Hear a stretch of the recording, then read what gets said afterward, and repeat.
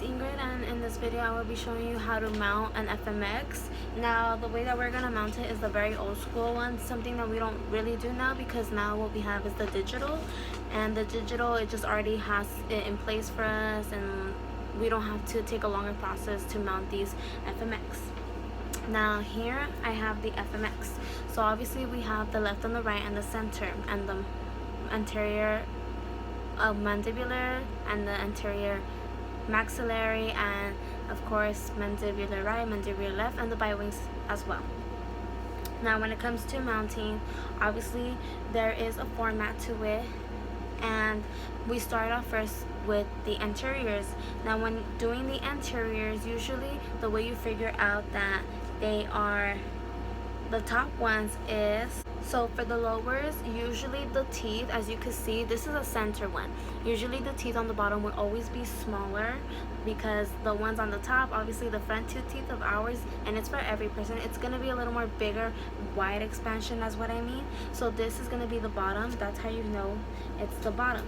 Like I said, the top, the teeth are always going to be bigger. As you can see, this is a center, so this is how you know the difference between a bottom and the lower. They're going to be the tooth on the top is going to be bigger, and the tooth on the bottom is going to be smaller.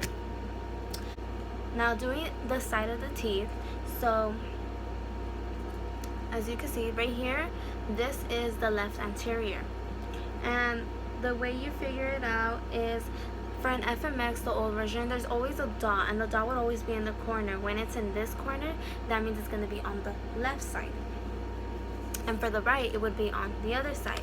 And it goes the same with the bottom when you're doing it upside down. And usually if you can't like really tell, you could tell by looking at the teeth, the anatomy of it. If you see that they are similar to those center ones that are next to it, then that's how you can find out as well.